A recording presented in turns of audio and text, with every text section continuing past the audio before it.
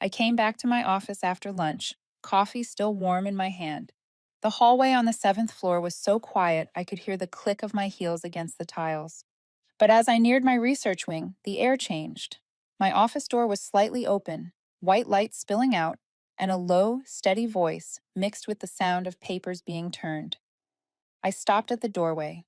Three men in navy suits stood around my desk. One wore gloves, going through a drawer. Another held a camera, snapping pictures of my monitor. The third was reading a thick printed document. Two security officers from the Institute stood nearby, watching in silence. No one noticed me until I spoke. "Excuse me, what's going on here?" The oldest man turned around. He introduced himself as Thomas Ward, a representative from the Federal Health Department conducting an emergency inspection for data safety. His tone was flat, emotionless.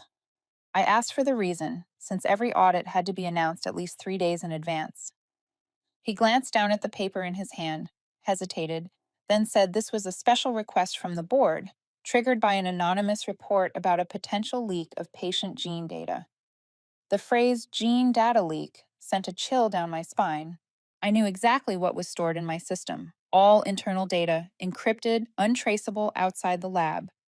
I asked who filed the report. Ward looked at me for a moment, then said, short and calm, "Dr. Marla Keene."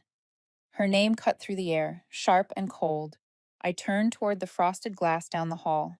At the end of the corridor, Marla stood talking to an assistant, a cup of tea in her hand, her back slightly tilted.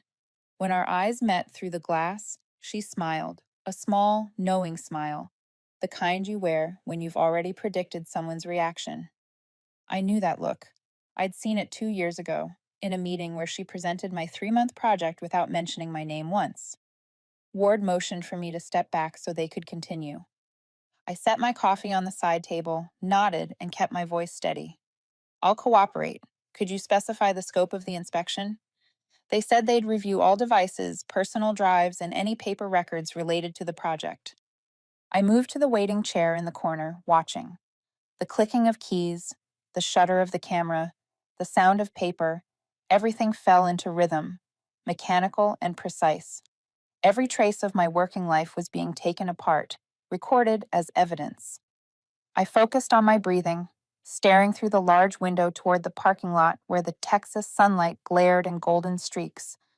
In my head, I started connecting the dots.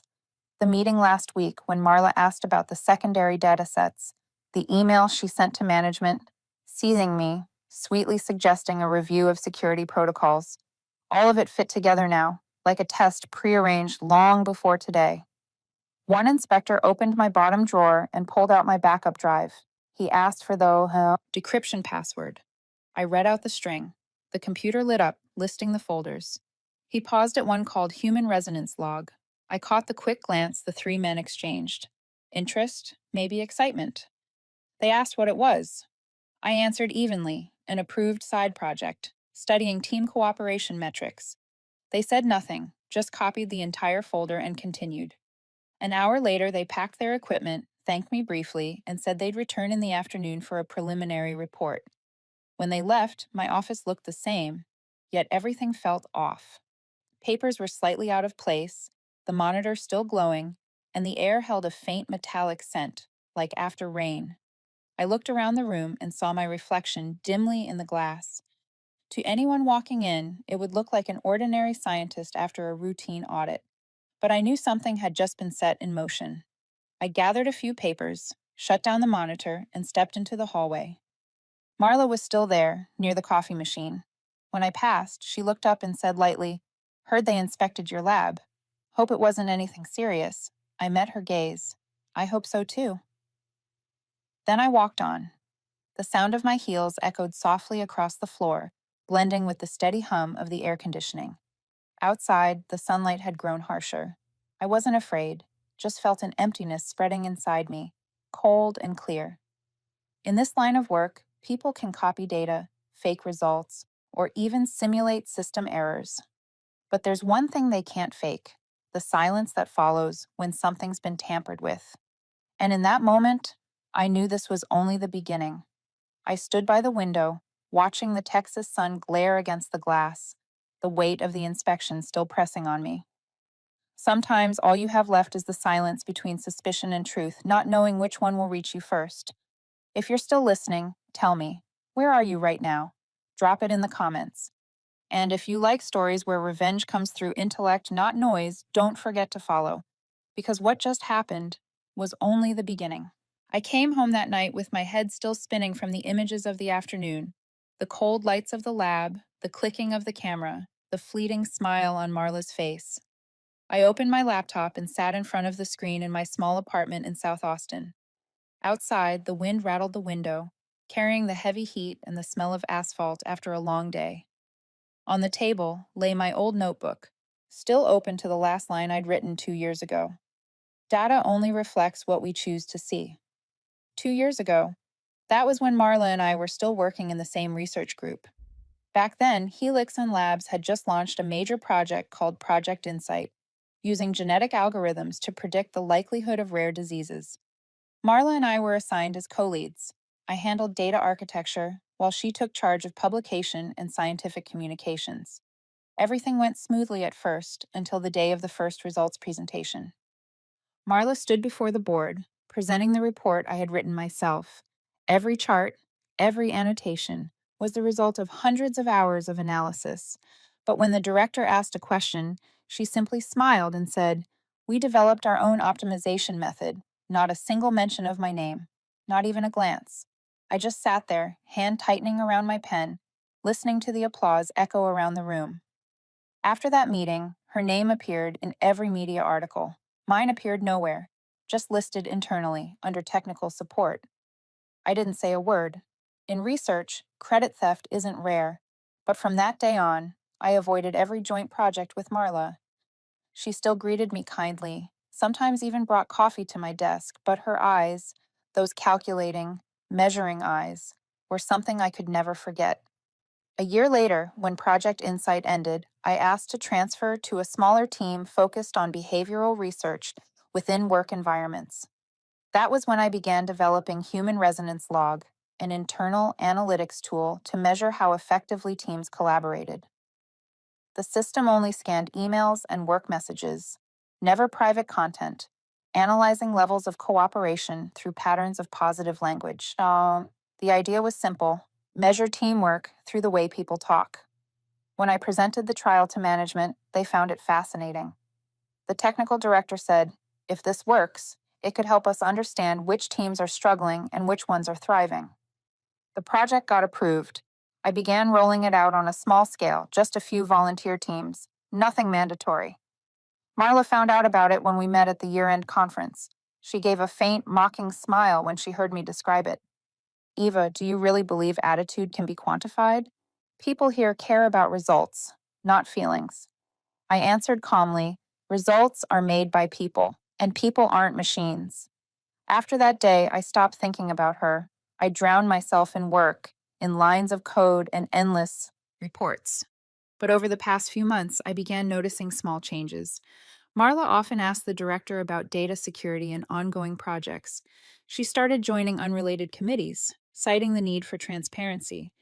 Then one day, she requested temporary access to the shared database, claiming it was for an ethics review. I didn't object. Everything I had was compliant. But looking back now, I realized she'd been setting it up for a long time. I opened my old emails. There it was, a message from Marla sent 3 months ago. "We should be cautious about collecting emotional data. The line between research and privacy violation is thin." At the time, I thought she was just being careful. Now I know, it was the first seed of doubt she planted. I closed the laptop and leaned back in my chair, my mind heavy. I thought about today, how she stood in the hallway, calm, composed, as if everything was unfolding exactly as planned. I wasn't afraid, but there was a dull ache in my chest, the quiet fear that once someone is willing to distort the truth, logic no longer matters. I turned off the lights, leaving only the soft glow of the screen reflecting on the wall. That faint blue reminded me of the first night I wrote the opening lines of Human Resonance Log. Back then, I believed data could help people understand one another. Now, I wasn't so sure. I stared at my reflection on the dimming screen and wondered if tomorrow the only thing left in that lab would be the data, or my faith in humanity. I arrived at the Institute earlier than usual the next morning. The hallway was still dim, lit only by a strip of yellow light from the maintenance lamps. When I opened the door to my office, everything inside was unnaturally tidy, as if yesterday's inspection had never happened. But the first thing I noticed was a folded sheet of paper on my desk, placed neatly beside the keyboard. No heading, just one bold line. The inspection division will return at 10 o'clock to continue reviewing data from the human resonance log system. Please be present. The signature at the bottom belonged to Thomas Ward. I sat down and powered on my computer. A notification appeared on the screen. Access monitored for compliance review. A small red icon blinked in the corner, warning that my account activity was being recorded. I opened the human resonance log folder. All files were intact, but the access timestamp showed late last night, after I had already gone home. They had copied everything. At exactly 10, a knock sounded on the door. Ward walked in with two others, a female legal officer from the Institute and a technical specialist. He asked me to explain in full detail the structure and purpose of the system. I told them clearly that it was an internal research project approved by the Institute's Ethics Committee last February, designed to analyze language and cooperation frequencies between teams without touching any personal data. They listened carefully, took notes, and then asked to see the source code. I opened the file. Hundreds of lines of code scrolled across the screen, blue and cold like flowing water. Ward nodded slightly and motioned for the technician to save a copy. When they finished copying, Ward opened a printed summary report from the previous night. The title caught my eye immediately. Summary of Team Collaboration Index, Human Resonance Log. Beneath it was a long table listing names of staff members with a column labeled Resonance Frequency, representing each person's level of positive interaction. I skimmed through the familiar names: Daniel, Alice, Ford, Kim, all scoring high between 7 and 9. But when my eyes reached the bottom of the list, I stopped. Marla Keene, zero point 0. Ward glanced at that same line. He asked, "Can you explain why Dr. Keene hasn't appeared in any internal collaboration records over the past 2 years?" I answered slowly. The system automatically logs all internal interactions. If someone's name doesn't appear, it means there were no recorded instances of positive communication during that time. Ward nodded without replying, but his expression shifted. He wasn't just questioning me anymore. He was reassessing something larger, the culture of this place. After they left, I sat alone, staring at the report on my desk. Those numbers that once seemed cold now felt heavy. They weren't just data, they were a mirror reflecting how people truly connected, or didn't, with one another. By mid-afternoon, an email from the internal communications team appeared in my inbox. At the request of the inspection committee, all staff are required to attend an emergency meeting regarding data transparency. I didn't need to read further. I already knew who was behind it. A few minutes later, Marla walked into my office. She carried a thick stack of papers and tapped them lightly against my desk. Her tone was steady, almost friendly. "They'll need you to clarify the project's intent. I just want to make sure you understand. This isn't between the two of us anymore. It affects the entire institute." I looked up at her. "What exactly are you trying to say, Marla?" She smiled, that same small, measured smile. Sometimes good intentions can become a threat when people don't understand them. The words sounded like a warning, but in her eyes, I caught a glint of satisfaction. As she walked away, the sound of her heels echoed evenly against the tile floor. She believed she'd just won another round. I turned back to the screen and opened Human Resonance Log again. Streams of data flowed across like living circuitry. I scrolled to the bottom and stopped at the final line, a note I'd written and updated every month. Every act of goodwill leaves a trace, even when people try to erase it. I saved the file, shut down the computer, and sat quietly in the white-lit room. The investigation wasn't over. And maybe what truly unsettled them wasn't the numbers inside the system, but what those numbers were about to reveal. The emergency meeting was held the next morning in the large conference room on the 10th floor of Helixon Labs. I arrived early, but Marla was already there, talking with the communications director and a few members of the executive board. A thick stack of files sat on the table in front of her, corners marked with red sticky notes. When I walked in, she glanced over, offering a brief smile so quick it was easy to miss unless you were looking for it. The room glowed under bright LED lights, cold, sterile, surgical. Thomas Ward sat at the head of the table, flanked by two of the Institute's lawyers and the chief technical officer. The air felt heavy, dense with silence, so still you could hear the digital clock ticking off each second. The meeting began. Ward spoke first. The purpose of this session is to clarify the nature and scope of the Human Resonance Log project and to determine whether it violates any privacy regulations. He looked briefly at me, then turned toward Marla. The initial report came from Dr. Keene, who believes the system may monitor employee behavior beyond ethical limits. Marla stood up. Her voice was clear, measured, and confident, each word delivered like it had been rehearsed 100 times. I fully support improving workplace culture through technology. But when I discovered a system that automatically analyzes staff communication without formal consent, I grew concerned. A tool like this, no matter how well intentioned, could easily be misused. In the wrong hands, it could destroy reputations and careers. A few people nodded. Her tone carried the perfect blend of logic and moral authority, as if she were saving the Institute from itself. I listened in silence. When it was my turn, I kept it concise. This project was approved internally, signed by the chief technical officer, and cleared by the ethics committee early last year. It measures the frequency of positive language in team communication. It stores no personal data. Its sole purpose is to study collaboration patterns. Ward asked, "Can you prove that?" I opened my laptop and projected the original design and data processing framework onto the screen. Everything was transparent, stored on secure internal servers, with no external access points or network links. But I knew one thing: technical evidence rarely speaks louder than a clever sentence. Marla stepped in smoothly. "But Eva, can you guarantee your system has never captured personal exchanges?" A simple message like, "Thanks, I owe you coffee," could easily be interpreted as emotional surveillance. Her voice was calm, almost gentle, but the question cut like a blade. All eyes turned toward me. I answered evenly. "If you examine the architecture, you'll see the system detects positive language but doesn't store any content. All personal data is filtered out before analysis." Ward nodded, but the tension didn't ease.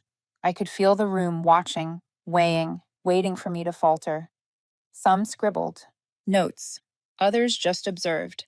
The meeting dragged on for over 2 hours. When it ended, Ward announced that my system access would be temporarily suspended while the investigation continued. Marla lingered near the door, waiting until most people had left before stepping close. Her voice dropped to a near whisper. "I just want you to understand. I'm not against you. I'm against the mistake you refuse to see." I met her eyes. "You're not against mistakes, Marla. You just can't stand when someone else is trusted more than you." She gave a faint smile. "Trust is the most fragile thing in science, Eva. It disappears faster than deleted data." Then she walked away, leaving a faint trace of perfume behind in the cold air. I stood there a moment, then turned back to the table. Her presentation materials were still there. I flipped through a few pages and saw what I suspected: some excerpts from the human resonance log data, altered. Phrases replaced, context shifted, enough to make the system look like it analyzed employees' psychological states. I photographed every page quietly, telling no one. She had crossed the very line she once claimed to fear. That afternoon, when I returned to my office, I noticed new entries in the data log, strange code fragments I hadn't written. I opened the Access Journal. There it was, an unfamiliar IP, logged in around midnight using a higher-level internal account. Username: M. Keen Admin. My throat went dry. I knew I couldn't report it yet. If I did, it would look like I was escalating a personal conflict. Instead, I backed up every original file to a personal drive, then sat in silence as the daylight faded and the long hallway outside turned crimson in the setting sun. In the glass reflection, I saw myself sitting still, hands on the desk, eyes fixed on the screen. It wasn't fear anymore. It was something colder, sharper, clarity before the storm. I thought to myself, if she wants to use data to destroy me, then I'll let the data speak the truth. Not in my voice, but in the only language both of us understand: numbers. I reached the Institute before sunrise. The morning air in Austin was dry and cold, the road to the research building covered in a thin veil of mist. When I swiped my badge at the lab door, my palm trembled slightly. The room was silent, the only sound coming from the faint hum of the servers in the distance. I powered on my computer, plugged in the backup drive, and checked the data copies. Everything was intact, but my mind wasn't calm. Something about the way Marla looked at me yesterday, that quiet, overconfident gaze, told me she had done something I hadn't discovered yet. I needed proof. I called Miles, the security engineer in charge of Helixon's internal systems. He was quiet, methodical, and believed only in what could be proven. If anyone would understand me, it was him. When I told him briefly that my system showed signs of interference, he paused before answering. Meet me in the server room downstairs. Don't talk about this over the phone. The server room was buried deep underground. Cold, cramped, walls of gray concrete, lit by the blinking eyes of hundreds of status lights. Miles sat before 3 large monitors, his face washed in the soft blue glow of streaming code. Without looking up, he said quietly, I checked the access logs. There's something you need to see. He opened a list of system entries, each line showing time, user, and action. In the middle of those steady lines, one stood out, a midnight login from an internal terminal with clearance higher than mine. Miles read it aloud in a calm, steady tone. User, Marla Keene. Time, around 12:47 in the morning. Action, opened the core analysis file and modified the language processing module. A chill crawled across my skin. He opened another window showing the altered code. The new section enabled emotional analysis in messages, a feature I had never written. Miles pointed at the screen, his voice even. If anyone reviews this without knowing the original structure, they'll think your system was designed to monitor employees' emotions. It matches her accusations perfectly. I stood still for a moment, forcing myself to breathe. Can you restore the earlier version? Miles nodded. I can, and I will. But you need to stay quiet. If they realize you're investigating this, they'll revoke your access before you can finish. I thanked him and left the room in silence. The hallway downstairs was long and cold, fluorescent lights flickering overhead, my shadows stretching thin across the concrete floor. I knew I was walking deeper into a battle no one else fully understood. The rest of the day, I pretended nothing had happened. I answered emails, chatted with colleagues, and even smiled when Marla passed by. She stopped at my desk, her tone casual. Everything all right, Eva? I heard Mr. Ward's been taking a special interest in your project. Her voice was calm, but beneath it, I could feel her probing. I smiled and replied evenly, all good, thanks for checking. In. When she turned and walked away, her posture perfectly straight, a cold tension spread from my chest down to my fingertips. Late in the afternoon, a message from Miles appeared on my phone. I restored the original version. There's a log confirming Marla made the edits. I'll print the report tonight. I stared at the message, my thoughts heavy. It wasn't relief I felt, something between worry and resolve. Driving home, I noticed a black SUV parked across the gate of the Institute, engine running, lights off. As I looked its way, it pulled into traffic and disappeared. Maybe a coincidence, but my instincts told me otherwise. That night, I sat before my computer, reviewing all the data again. The numbers were still there, orderly, clean. I added a small note in a private file, one that only I could access. No data set ever lies. Only people do when they try to make others believe the lie instead. I read the line once more, then shut the computer. Outside, a storm was rolling in, thunder rumbling in the distance. I knew that once it passed, nothing would be the same again. That night, I barely slept. Rain kept tapping against the window, steady and unrelenting, as if marking the rhythm of something I hadn't fully understood yet. I was exhausted, but my mind wouldn't stop. Every detail from the day circled in my head, fitting together piece by piece, forming a larger, sharper picture. Marla had crossed the line. She wasn't just manipulating data anymore, she was manipulating the narrative.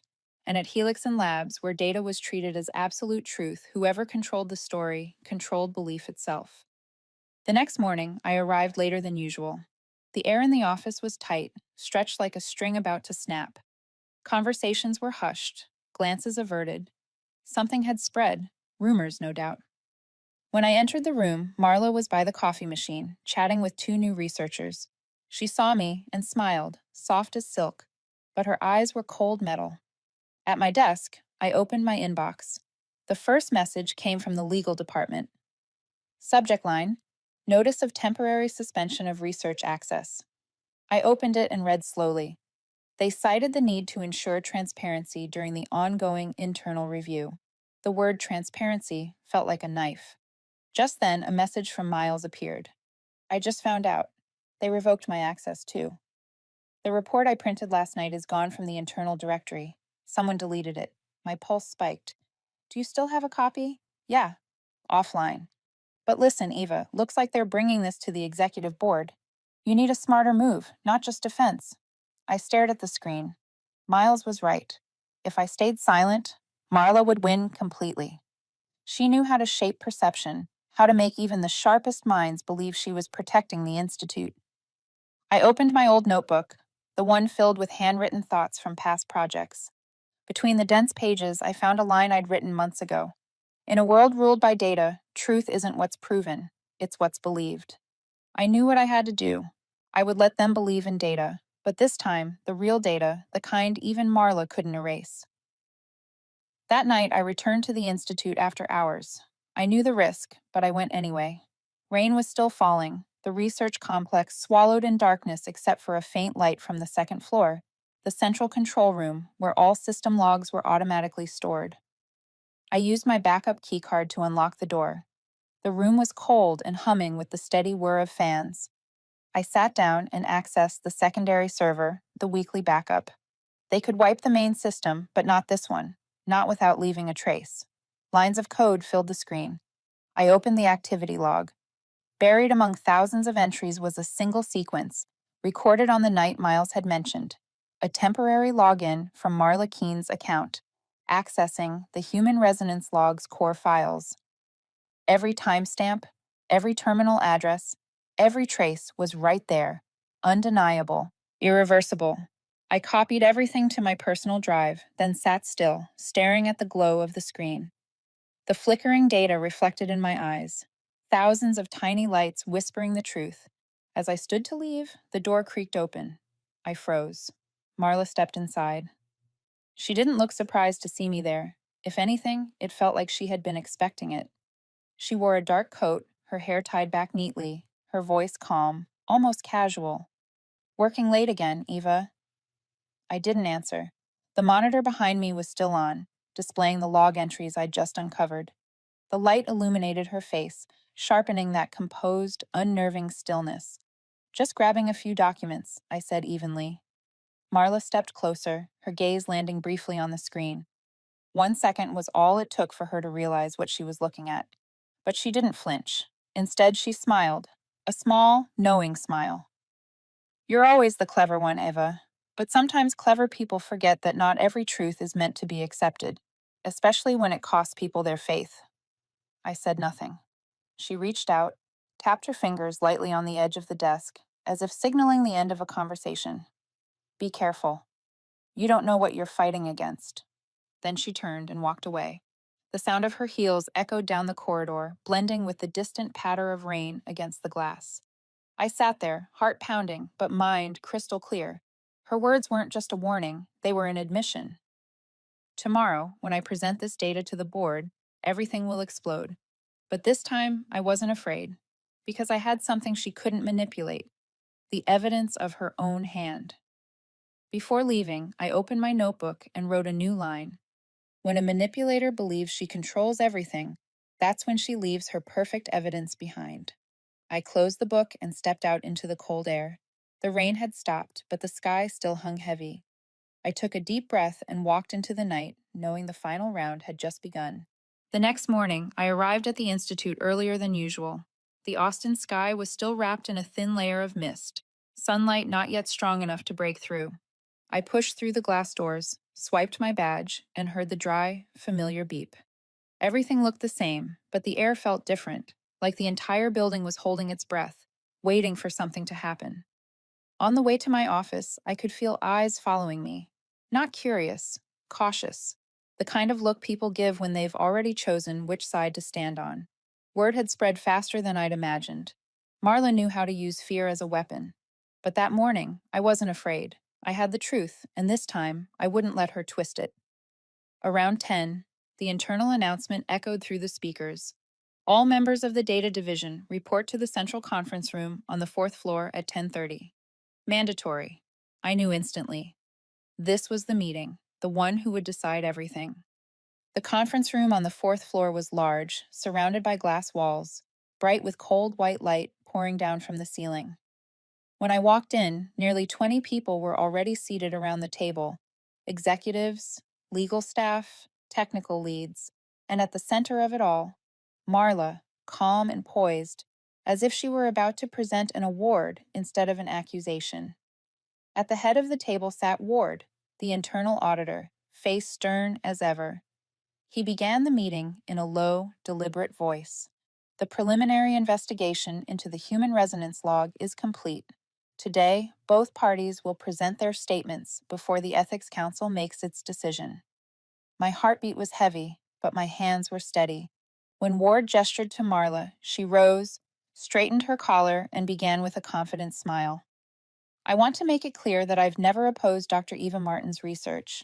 But after reviewing the system code and its output, I found evidence suggesting that personal data had been used without consent, including behavioral and emotional analysis of staff members. I reported this out of responsibility to the Institute's ethical standards. Her tone was precise, her pacing perfect. Every word, ethics, responsibility, transparency, landed exactly where she wanted it.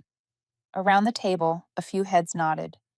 Those who didn't understand the technical details, or simply feared the conflict, always found it easier to trust the one who sounded composed. When she finished, Ward turned to me. "Dr. Martin, would you like to respond?" I stood, plugged in my drive, and projected my screen onto the glass wall. The display glowed across the room. I took a slow breath and began, calm and clear. The human resonance log was designed solely to identify and encourage collaboration in research environments. Not a single line of the original code collects personal data or performs emotional analysis. I pressed a key. Two versions of the source code appeared. One, original, one altered. I pointed to the new section. This is the code inserted 3 weeks ago. It's what caused the system to be misinterpreted as a psychological monitoring tool. It was added at 12:47 in the morning from an account registered to Marla Keene. The room went silent. I switched to the next slide, an auto-generated server log from the backup system. The timestamps, the terminal ID, the user credentials, everything was there, impossible to deny. Marla sat upright, her eyes narrowing slightly before she smiled again, calm as ever. "Eva, everyone here knows the Institute's logs are prone to record errors. I can prove I wasn't logged in that night. Someone could have easily used my credentials to frame me." Her voice was smooth, her delivery flawless. Then she added, "And you have a motive. You know I've questioned your project before. Blaming me would be the fastest way to protect it." No tremor in her tone, just the quiet confidence of someone who understood how to seed doubt. Ward looked around the table. "Can anyone else verify the authenticity of this log?" The door opened just then. Miles stepped in, wearing his maintenance jacket, a folder in his hand. "I can," he said steadily. "I manage the backup servers. This log was extracted directly from the independent storage system. It can't be altered unless someone wipes the entire infrastructure." Marla's eyes flickered, just for a second, but it was enough. Ward motioned for Miles to hand over the documents. Miles placed them neatly on the table without another word. Ward read a few lines, then looked up at Marla. "Ms. Keene, would you like to add anything?" Marla gave a small, polished smile. "If you want the truth, Mr. Ward, have the technical department verify it." Her voice was still smooth, but her hand on the table tightened slightly. Ward nodded. "We will. But before we adjourn, I'd like to highlight one detail. He turned to the final page of my report, the section showing the collaboration index among staff. Over the past 18 months, Dr. Martin's system has logged more than 120 employees displaying positive collaboration behavior, all but one. You, Dr. Keene. No recorded instances, no positive interactions. I suppose data has its own way of telling a story. Marla said nothing. Her face froze, the smile turning brittle. I stood still, not triumphant, just quietly aware that something fundamental had shifted. In her eyes, this wasn't defeat, it was interruption. Ward adjourned the meeting pending further technical review. As people filed out, Marla passed by me. She paused, leaned closer, and whispered, "You think you've won? Eva, you don't understand. In this world, truth matters less than the one who tells it." Then she walked away, calm and composed, as if stepping off a stage instead of out of an inquiry. I stood there, staring through the glass wall. Outside, the rain had stopped. Sunlight reflected off the building's high windows, bright, sharp, and cold. She was right about one thing: the storyteller holds power. But this time, I was ready to tell my own story, with data, with proof, and with the trust of those who'd seen me work with their own eyes. I left the room slowly, my heart steady. The battle wasn't over. But from that moment, I knew. The balance had shifted. That night, I stayed at the Institute long after everyone else had gone. Not because of work, but because I didn't want to leave. The room was so quiet, I could hear the steady hum of the air conditioning, the faint rattle of a glass cup as the wind slipped through the door frame. The morning meeting kept replaying in my mind: Ward's gaze, Marla's voice, and that single instant when she lost her composure, even for a heartbeat. I knew she wouldn't stop. Marla wasn't the type to accept defeat. When a door closed, she'd find a wall to break through. And if I wasn't careful, she could turn everything against me. My phone buzzed. A message from Miles. They're checking the system.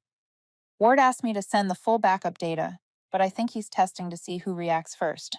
Be careful. I stared at the text, then switched off the screen. Everything was moving toward a point of no return.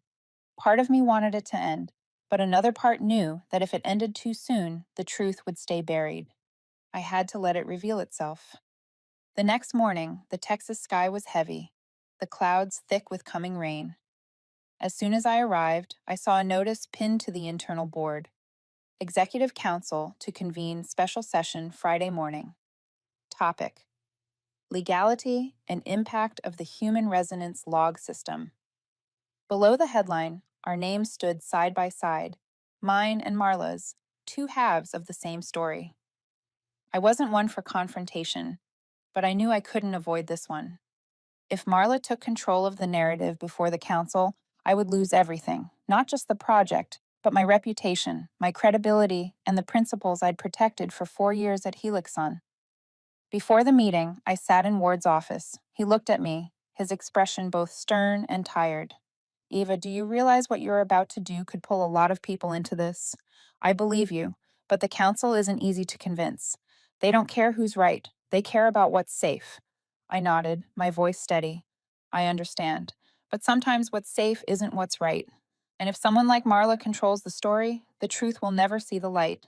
Ward was silent for a long time. Then he said quietly, "If you really have proof, let it speak for itself. Don't attack. Just show them." I left his office feeling heavier, but surer of my ground. When I entered the large conference room, most of the council was already seated. The glass wall behind them reflected a pale glow. Outside, rain had begun to fall. Marla sat across from me, composed, immaculate, her smile calibrated to the exact degree of confidence. Ward opened with a brief introduction, then handed the floor to her. Marla rose, her voice soft as silk. "Ladies and gentlemen of the council, my intent has never been to attack anyone personally, but I believe every system in a scientific institution must have boundaries. Dr. Martin's project, while well-intentioned, has crossed that line. It creates an emotional evaluation mechanism without informed consent, and that, whether intentional or not, is a form of control. Each word was a knife, gentle, deliberate, precise." Some heads nodded, others scribbled notes. Marla knew how to turn goodwill into danger with nothing but tone and phrasing. When she finished, Ward signaled to me. I stood, connected my drive to the projector, and brought the data to life on the glass wall. Charts of collaboration metrics, lines of code, and a sequence of logs pulled from a secure backup. My voice was calm, deliberate. The human resonance log does not monitor emotions. It identifies collaborative language, thank yous, constructive feedback, moments of teamwork. This is the technical evidence, stored in the secondary server, proving that no emotional analysis function was ever written by me. I moved to the next slide. The log entry showing who had altered the system appeared on the screen. The room went silent. A council member asked, Dr. Martin, can you guarantee this data hasn't been tampered with? Yes. The data is backed up automatically in a restricted environment, accessible only to the technical division. Mr. Miles Grayson, our lead engineer, can confirm. Miles entered at that exact moment, holding a folder of certifications. He verified everything, no embellishment, no hesitation. Marla sat still, her lips pressed together, but I could tell she was recalculating. Then she turned toward the council, her tone still soft, but edged with steel. Even if this system doesn't analyze emotions, doesn't it still create invisible bias? Those who aren't frequently acknowledged could feel excluded. Isn't that just another form of subtle surveillance? Her question stirred the room again. I knew she'd shifted the fight, no longer about data, but about morality, the one battlefield where facts lose precision. I met her eyes, then faced the council. I understand that concern, I said, and that's why I want to show you something Marla hasn't mentioned. I pressed a key. The screen filled with names, hundreds of them. Security staff, lab technicians, engineers, researchers. People are recognized for small, genuine acts of collaboration. Then I scrolled to the final line. The last name appeared, Marla Keene. Next to it, 0 recorded interactions. The silence that followed was complete. I didn't need to explain. The data had spoken. I said quietly, the system doesn't exclude anyone. It simply reflects what people choose to show. Ward looked around the table, then closed his folder. Thank you both. The council will review this and issue its decision. As everyone began to leave, I stood by the glass wall, watching the fading rain outside. Marla gathered her papers slowly. When she passed me, she leaned in and whispered, You might win this round, Eva. But remember, people believe the story that comforts them, not the one that's true. Then she walked away, her heels echoing softly against the polished floor. I didn't feel anger or triumph, just a quiet exhaustion that settled deep in my chest. She wasn't entirely wrong, but I also knew this time the truth had spoken, and it was strong enough to stand on its own, even without anyone defending it. I took a slow breath, watching the pale light spill across the wet glass. The war was nearly over, but somewhere deep inside, another thought began to form. Maybe the real victory wasn't proving who was right. Maybe it was reminding people that some things remain true, even when others try to blur them. 3 days after the hearing, Helix and Labs returned to its usual rhythm, or at least the illusion of it. Hallway conversations had quieted. The curious glances were gone. Yet the air still carried something unnamed, like everyone knew something important had happened, but no one wanted to say it aloud. On Monday morning, an email from Ward appeared in my inbox. The subject line contained only 4 words, Council Meeting Results. I opened it and read slowly. The Council has reviewed all technical evidence and verified witness statements. No violations of research protocol or ethical conduct were found in the human resonance log system. The system is approved to continue and expand as an institute-wide pilot program. However, a voluntary participation policy must be added for all staff.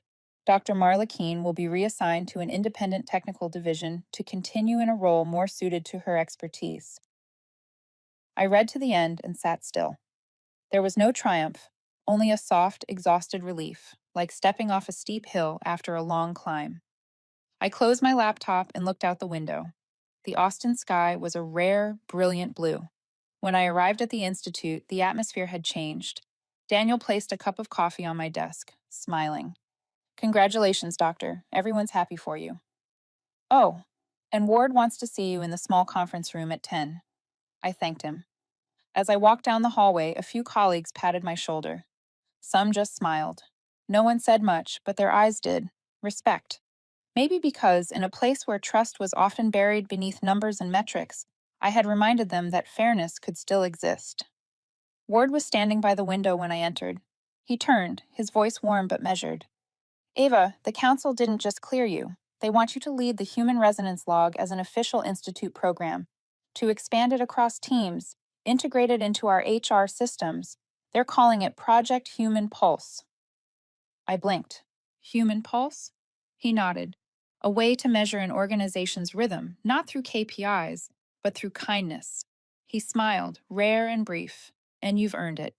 I thanked him and stepped out, emotions tangling inside me. Through the glass corridor, I saw Marla packing up her desk in the opposite wing. She wore a gray coat, her expression calm, unreadable. As I passed, she looked up. Our eyes met for a second. No anger, no challenge, just a quiet acknowledgement between two people who'd reached the end of a long war. She nodded once. I nodded back. Some battles don't need a winner, only closure. That afternoon, I met with Miles and Daniel to plan the expansion. When the meeting ended, Miles lingered. He sat down, watching me for a moment before saying softly, "You know, Eva, what you built, it's not just a system, it's a mirror. It forces people to look at themselves." I smiled faintly. Sometimes that's what scares them the most. Back at my desk, my old notebook lay open. I flipped to a blank page and wrote, "There are people who create wounds, and people who create light. But only in deep darkness do we learn which light is real." That afternoon, the Institute held its first internal meeting since the project was reinstated. I stood on the small stage, facing familiar faces: Daniel, Alicia, Miles, and the new recruits. I told them the story of the Human Resonance Log, not as a technical tool, but as a story about trust, about how small acts of kindness could change the air in a room, a team, even an entire organization. Data can measure productivity, efficiency, and risk, I said, but no number can measure compassion. Human Pulse is just a reminder that even in a place built on machines, there are still people. The room was silent for a moment, then broke into gentle, sustained applause. I bowed my head, my throat tight. When everyone left, I stayed behind. The afternoon light slanted through the glass, painting a gold stripe across my desk. I opened my laptop. The screen flickered on. Human Pulse, version 1.0 initiated. Below it appeared the first entries: messages of gratitude, small gestures of support, traces of quiet kindness from every corner of the Institute. I watched them for a while, then typed the first note of this new chapter. Data never lies, but people only see the truth when they choose to believe in what's good. I saved the file and closed the screen. Outside, the evening wind brushed through my hair. The Texas sky glowed amber, clouds drifting slowly across pale blue. I took a deep breath, feeling a peace I hadn't known in months, one I'd earned through sleepless nights, through silence instead of anger. As I left the building, Marla emerged from the side gate. She walked slowly, eyes forward. When we crossed paths, she stopped without turning. "Eva, thank you for keeping things fair. I think I needed that more than I realized." I said nothing, just watched her silhouette fade into the sunset, and something inside me quietly released. That night, back in my small apartment, the golden lamplight cast a calm glow against the walls. I opened my notebook and wrote one final line, not for the data, not for the system, but for myself. Sometimes justice doesn't arrive with applause.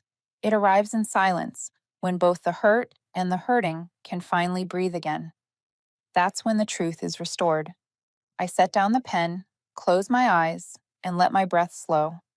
If you're still listening, maybe you've lived your own quiet battle, where truth was doubted, where patience cost more than pride. If so, remember this: kindness is not weakness, it's endurance. And if you believe, as I do, that small acts can transform entire spaces, stay. Because sometimes peace itself is the most beautiful form of revenge.